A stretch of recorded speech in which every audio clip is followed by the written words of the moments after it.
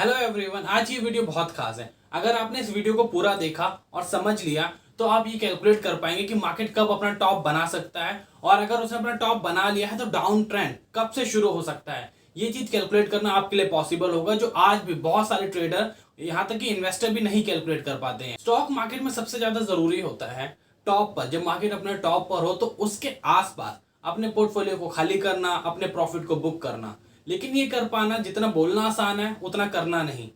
तो देखिए, जब भी हमारे साथ कुछ बुरा होने वाला होता है तो हमें अपने चारों साइड से कुछ ना कुछ इंडिकेशंस मिलते हैं जिन्हें हम इग्नोर कर देते हैं। सेम ऐसे ही स्टॉक मार्केट में होता है।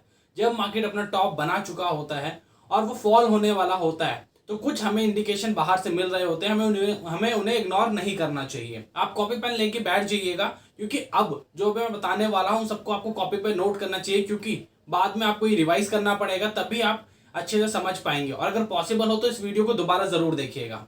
सबसे पहले हम इंडिकेशंस की बात करते हैं कि ऐसे कौन से इंडिकेशन है जो ये बात शो करते हैं कि मार्केट ने अपना टॉप बना लिया है। सबसे पहला इंडिकेशन, जब मार्केट अपना टॉप बना चुका होता है ना, तो उस समय आप नोटिस करेंगे कि कुछ ऐसे 4-5 स्टॉक होंगे जो मार्केट में फेमस हो चुके होंगे, जिनके बारे में हर कोई बोल रहा होगा कि ये बहुत बेहतरीन स्टॉक है, इन्हें आपको बाय करना चाहिए 5 से 10 साल के लिए, और ये आपको मल्टीबैगर रिटर्न देंगे।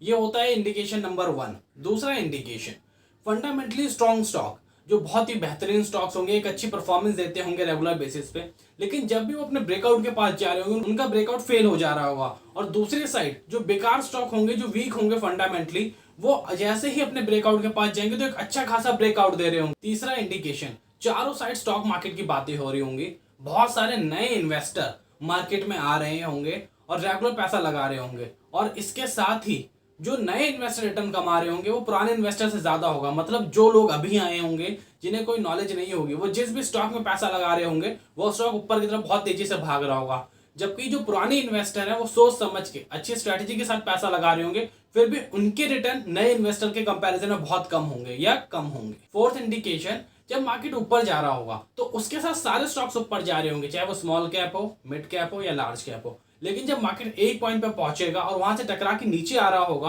और 5-7% नीचे आएगा तो स्टॉक्स तो सारे नीचे आ जाएंगे, लेकिन जब वहां से रिवर्सल आएगा ना तो सिर्फ लार्ज कैप स्टॉक ऊपर की साइड जाएंगे, बाकी स्मॉल कैप और मिड कैप स्टॉक में कोई खास परफॉर्मेंस देखने को नहीं मिलेगी। और पांचवा इंडिकेशन, चारों साइड ये हो रखा होगा कि मार्केट ऊपर ही जाएगा, अभी बहुत ऊपर जाने वाला है, ऐसी बात चल रही होगी। इसके साथ ही जो अलग अलग टेलीग्राम ग्रुप है वहां पे भी जी भर के कॉलें आ रही होंगी, भर भर के कॉलें निकल रही होंगी, और हर जगह बूम बूम बैम बैम हो रहा होगा।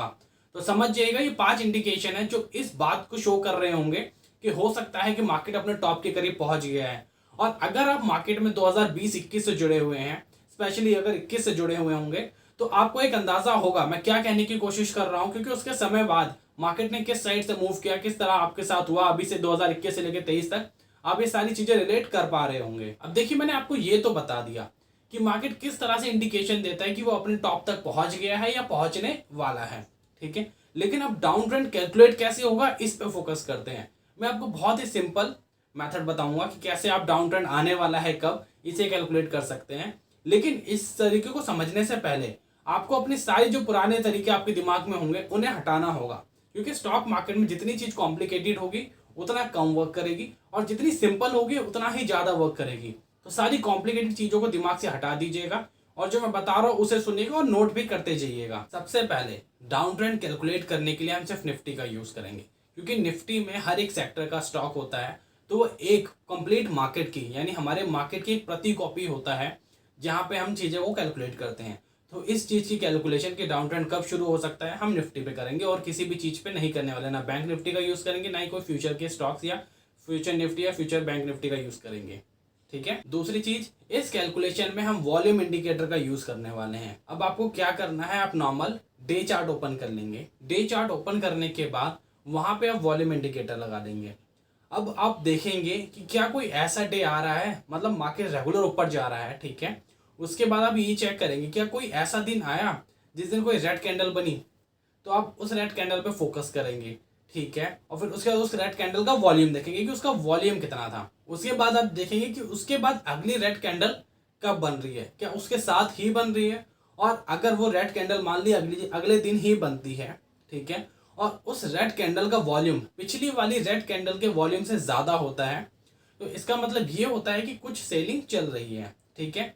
या अब आपके पास 2 दिन आ गए हैं, ऐसे में आपके पास 2 दिन ऐसे आ गए जिस दिन रेड कैंडल बनी और रेड कैंडल का जो वॉल्यूम था वो पिछली वाली रेड कैंडल के वॉल्यूम से ज़्यादा था, ठीक है। अब देखिए, अगर रेड कैंडल बन रही है तो मार्केट डाउन गिर रहा होगा, तो मार्केट को कम से कम 0.25% से ज़्यादा गिरना है, ठीक है। अगर वो 0.25% या से कम गिरेगा तो वो बेकार हो जाएगा, दिन हम उसे काउंट नहीं करेंगे। मतलब आपको वो रेड कैंडल वाले डेज को तभी काउंट करना है जब जो गिरावट है वो 0.25% से ज़्यादा हुई होगी। अब इन सारे दिनों का एक साथ होना ज़रूरी नहीं है। सपोज कीजिए कि एक दिन रेड कैंडल बनती है और उसके अगले दिन रेड कैंडल बनी तो हम उसे काउंट करेंगे। लेकिन अगर बीच में कुछ ग्रीन कैंडलें बन गई और उसके बाद रेड कैंडल बनती है लेकिन उसका वॉल्यूम पीछे वाली कैंडलों से ज़्यादा होता है, तब भी हम उसे काउंट करेंगे, ठीक है। ये जो स्ट्रक्चर है आप 30 दिन तक काउंट करेंगे। अगर 30 दिन के अंदर आपको 3-4 कैंडलें ऐसी मिल जाती कि जिनका वॉल्यूम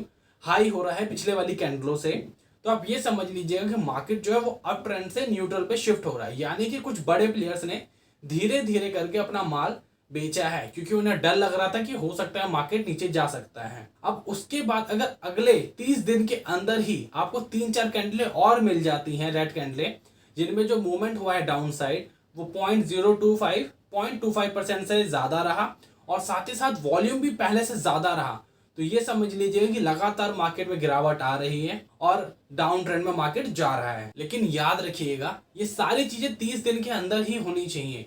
और अगर ये चीज़ 30 दिन के बाद होती है, मान लीजिए एक कैंडल बनती है, उसके 4-5 दिन बाद दूसरी कैंडल बनती है, फिर तीसरी कैंडल बनती है 15-20 दिन बाद, ठीक है, तो वो रेंज से बाहर हो गई। हमें 30 दिन के अंदर ही कैंडलें चाहिए, क्योंकि अगर डाउन ट्रेंड आने वाला है तो वो जल्दी से ही आएगा। और ये होता है नॉर्मली कि वो 30 दिन के अंदर ही डाउन ट्रेंड शुरू हो जाता है। अब मैं आपको एक एग्जाम्पल के थ्रू ये चीज़ समझाता हूँ तो ये चीज़ और भी ज़्यादा क्लियर हो जाएगी। मैं आपको एग्जाम्पल में कोरोना के बारे में बताऊंगा। जो कोरोना में क्रैश आया था उसका हम डिस्कस करेंगे और हम ये देखेंगे कि हम कितना पहले उसमें निकल पाते हैं। मैं 23 सितंबर से शुरू कर रहा हूँ 2019, ठीक है। तो चलिए शुरू करते हैं। सबसे पहले हमें रेड कैंडल दिखती है 24 सितंबर को ही, ठीक है, जिसके अंदर जो चेंज होता है वो 0.1 होता है, 10, तो हम इसे इग्नोर करेंगे। उसके बाद हमें एक रेड कैंडल दिखती है और तुरंत ग्रीन कैंडल दिखती है। जो ये रेड कैंडल है इसका वॉल्यूम पिछली वाली से थोड़ा कम होता है, ठीक है। और अभी मेरे को ऐसा कुछ दिख भी नहीं रहा तो मैंने इसे इग्नोर कर दिया। मैं आगे देखता हूँ कि मुझे बहुत सारी रेड कैंडलें दिख रही हैं एक साथ, ये टोटल 6 रेड कैंडलें हैं। जब मैं इन्हें देखता हूँ तो 27 सितंबर वाली का वॉल्यूम कम होता है 30 सितंबर वाली से, यानी कि 30 सितंबर वाली का वॉल्यूम बढ़ गया। तो मेरे लिए ये हो गया पहला दिन, ये फिर मैं इसे दूसरा दिन ले लेता हूँ, ठीक है। उसके बाद मैं देखता हूँ तीसरा दिन उससे भी ज़्यादा वॉल्यूम का था, तो तीसरा दिन हो गया।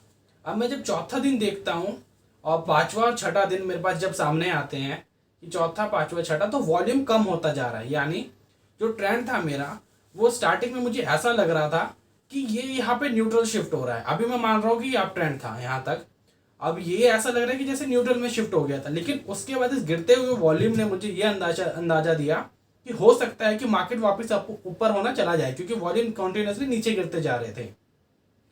और उसके बाद आप देखेंगे तो यही चीज़ हो रही है, फिर मार्केट कंटिन्यूसली ऊपर गया और उसके बाद हमें एक रेड कैंडल यहाँ दिख रही है। मैं इस वाली में देखता हूँ तो पीछे वाली ग्रीन कैंडल से इसका वॉल्यूम ज़्यादा था और उसके बाद एक ग्रीन कैंडल बनी जिसका वॉल्यूम कम था। उसके बाद 2 रेड कैंडलें मुझे और दिखी, ठीक है, जिनका वॉल्यूम ग्रीन कैंडल से ज़्यादा था। तो मेरे लिए 1, 2, 3 कैंडल हो गई, पर चौथी रेड कैंडल का वॉल्यूम बहुत कम था। तो यानी यहाँ पे जो अप ट्रेंड था मेरा न्यूट्रल में आते आते फिर रह गया। हम और आगे बढ़ते हैं इसमें। अब जब मैं आगे देखता हूँ तो ये वाली जो कैंडल है 29 अक्टूबर की, ये ग्रीन कैंडल बनती है। उसके बाद एक रेड कैंडल दिखती है पर इसका वॉल्यूम फिर कम था, ठीक है। देखिए एक चीज़ मैं आपको बता दूँ, ये आपको रेगुलर बेसिस पे चेक करने की ज़रूरत नहीं है।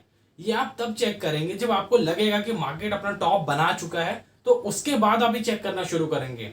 ये आपको डेली बेसिस पे ओपन करके डिस्कस करने की, आपस में मतलब किसी से बात करने की या खुद स्टडी करने की ज़रूरत नहीं है। आप एक बार जब आपको लगे कि हाँ मार्केट बहुत ऊपर जा चुका है, आप कभी भी गिर सकता है, तो उसके बाद आपको ये चीज़ शुरू करनी है। और मैंने आपको इंडिकेशन बता दिए कि जब मार्केट टॉप बनाता है तो कैसे इंडिकेशन चारों साइड से आपको मिल रहे होते हैं, तो आप उन पर फोकस कीजिएगा। अब देखिए यहाँ पे जो ये रेड कैंडल बनी, इसे मैं इग्नोर कर रहा हूँ क्योंकि ये देखिए यहाँ पे चेंज भले ही ज़्यादा था, ठीक है, लेकिन उसके बाद एक चीज़ आप देखेंगे कि कि यहाँ पे इसका वॉल्यूम ग्रीन कैंडल से कम है पीछे वाली से, तो मैंने इसे इग्नोर किया और उसके बाद इस एक रेड कैंडल को मैंने एक काउंट कर लिया क्योंकि इसका वॉल्यूम बहुत ज़्यादा था। अब जब मैं आगे देख रहा हूँ उसके बाद मुझे कहीं पे भी इससे ज़्यादा वॉल्यूम, मतलब पीछे वाली कैंडल से ज़्यादा वॉल्यूम नहीं मिला। यहाँ पे एक मुझे मिलता है, तो मैंने चलिए इसे 2 काउंट कर लेते हैं। अगर मैं इसे 2 काउंट कर लूँ और इसे 1 काउंट कर लूँ तो 31 अक्टूबर है, ये हमें याद रखना है। 31 अक्टूबर को एक मिला, देन 8 नवंबर को दूसरा मिला हमें। उसके बाद नेक्स्ट डिस्ट्रीब्यूशन डे अगर मैं देखूँ तो वो यहाँ पे आ रहा है, जो कि ये रेड कैंडल है 26 नवंबर। तो 3 हमें मिल गई इन 26 तारीख के बीच में, मतलब कि 1 महीना हमारा ऑलमोस्ट खत्म हो गया। और ये चौथी रेड कैंडल, 1 महीने में हमें 4 रेड कैंडलें मिल गई। यानी कि जो हमारा ट्रेंड था, अब हम ये मान लेंगे कि अप ट्रेंड नहीं रहा, अब मार्केट न्यूट्रल में आ गया है। अब हमें फोकस करना है कि क्या ये डाउन ट्रेंड में जाएगा या नहीं जाएगा। 29 नवंबर को हमने 23 सितंबर से शुरू किया और 29 नवंबर को ये चीज़ हमें क्लियर हो गई कि जो मार्केट है अब वो अप ट्रेंड में नहीं है, वो न्यूट्रल में है। अब हम आगे देखते हैं क्या ये डाउन ट्रेंड में जा पाएगा या नहीं जा पाएगा। अब देखिए 29 नवंबर के बाद से रेड कैंडलें कम होती गई, ठीक है, रेड कैंडलें भले ही बनी पर वॉल्यूम कम होता रहा। और उसके बाद एक ग्रीन कैंडल बनती है और उसके बाद फिर रेड कैंडलें बनी पर उनका वॉल्यूम कम था, तो हमने इग्नोर करा। हमारे लिए अभी भी न्यूट्रल ट्रेंड चल रहा है, यहाँ से 29 नवंबर से ये न्यूट्रल है। लेकिन उसके बाद ग्रीन कैंडल बननी शुरू हुई। अब देखिए मार्केट ऊपर जा रहा है लेकिन ग्रीन कैंडल में वॉल्यूम नहीं है, लगातार 3 दिन वॉल्यूम नहीं आई। उसके बाद एक रेड कैंडल बनती है और उसके बाद ग्रीन कैंडल की वॉल्यूम उससे ज़्यादा है, ठीक है। हमने कुछ नहीं किया, मार्केट ऊपर चलता गया, चला गया, हमारे लिए अभी भी न्यूट्रल है, ठीक है। अब न्यूट्रल बनने के बाद हम आगे बढ़ते गए। यहाँ पे देखिए 3 जनवरी के दिन, अब आप यहाँ देखेंगे तो यहाँ पे एक रेड कैंडल बनती है, ठीक है। और उस रेड कैंडल के बाद एक बड़ी रेड कैंडल बनती पर उसका वॉल्यूम कम था। और उसके बाद एक और रेड कैंडल बनती पर उसका वॉल्यूम थोड़ा सा पीछे वाली से ज़्यादा था। मैंने इसे काउंट नहीं करा, मैंने इसे भी छोड़ दिया यहाँ पे। उसके बाद आप यहाँ देखिए 10 जनवरी को एक रेड कैंडल बनती है जिसका वॉल्यूम पीछे की कई सारे दिन की जो कैंडलें बनी हैं, ठीक है, उससे ज़्यादा होता है। तो मैंने इसे डे 1 काउंट किया। उसके बाद मैं देखता हूँ कि बीच में 2 ग्रीन कैंडलें बनी और उसके बाद एक अगली रेड कैंडल बनी जिसकी वॉल्यूम भी पीछे वाली दोनों ग्रीन कैंडलों से ज़्यादा था, तो मैंने इसे 2 काउंट कर लिया, ठीक है। हमें पहली कैंडल कौन सी तारीख को मिली है? 10 जनवरी को, और दूसरी हमें कब मिली? 15 जनवरी को, ठीक है। अब उसके बाद मैं तीसरी कैंडल देखने जाता हूँ। तीसरी कैंडल पे ये देखिए वॉल्यूम कम था, मैंने इग्नोर किया। लेकिन उसके बाद जो ये वाली कैंडल है इसका वॉल्यूम ज़्यादा था यहाँ पे, ठीक है। तो ये हो गई चौथी कैंडल, सॉरी तीसरी कैंडल हो गई, ये वाली तीसरी कैंडल हो गई हमारी। अब मैं उसके बाद आगे बढ़ रहा हूँ, फिर एक ग्रीन कैंडल मिली, ये मिली, ठीक है। 27 जनवरी के बाद से यहाँ वॉल्यूम चलना शुरू हुआ। यहाँ पे एक छोटी सी पिछले वाली कैंडल से ज़्यादा थी पर मैंने इसे थोड़ी कम अहमियत दी। और जब मैं उसके बाद आगे बढ़ रहा हूँ तो इस रेड कैंडल ग्रीन कैंडल के बाद भी जो रेड कैंडलें बन रही है उनका वॉल्यूम पीछे वाली से ज़्यादा हो रहा है। यानी कि मार्केट इस एरिया के पास डाउन ट्रेंड में कंप्लीटली आ चुका था। और एक चीज़ आप देखिए तो इसने ट्रेंड लाइन भी ब्रेक कर दी है, ये देखिए। अगर इसे थोड़ा सा और ऊपर कर देते हैं तो इस पॉइंट पे इसने ट्रेंड लाइन भी ब्रेक कर दी है। और उसके बाद अब देखिए हमारी जो स्टडी थी उसके मुताबिक यहाँ पे मार्केट इस वाली कैंडल पे ही डाउन ट्रेंड में आ चुका था, ठीक है। और उस डाउन ट्रेंड पे हमें यहीं पे निकल जाना था। हमें वो सारे स्टॉक्स जिन पे हमें भरोसा नहीं था, जो फंडामेंटली वीक थे, उन सबको यहीं खाली कर देना था हमें 31 जनवरी पे। अब देखिए 31 जनवरी पे चीज़ें खाली करने के बाद मार्केट नीचे आता है, ठीक है, 1 फरवरी को। और उसके बाद ये वापस ऊपर जा रहा है और फिर ये नीचे आ रहा है, क्योंकि मार्केट कभी ऐसे नहीं गिरता।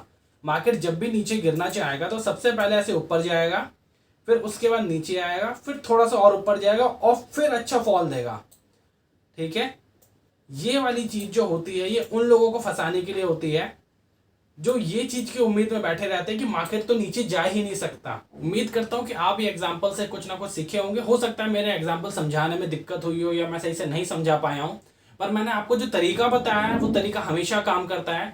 फोकस कीजिएगा, 3-4 बार स्टडी कीजिएगा, अलग अलग क्रैशेस को निकालिएगा इंटरनेट से और उनके आसपास के डेज को स्टडी करने की कोशिश कीजिएगा। यकीन मानिएगा आप ये तरीका कुछ बार प्रैक्टिस करने के बाद आप भी समझ जाएंगे और आपको हिंट भी मिलने लगेगा। और कुछ बार की जैसे आप प्रैक्टिस करेंगे लाइव मार्केट में, अगर आपने ऐसे 2-4 छोटे मोटे क्रैश भी पकड़ लिए जिसमें 10-15% के लिए मार्केट नीचे गिर रहा था, तो आपका कॉन्फिडेंस वाकई ही बहुत ज़्यादा बूस्ट हो जाएगा। अगर वीडियो अच्छी लगी हो तो ज़रूर लाइक कीजिएगा और चैनल को सब्सक्राइब कीजिएगा, और अगर आप कोई सुझाव देना चाहते हो तो प्लीज़ कमेंट भी कीजिएगा। मैं आपसे नेक्स्ट वीडियो में मिलूंगा, तब तक के लिए बाय बाय।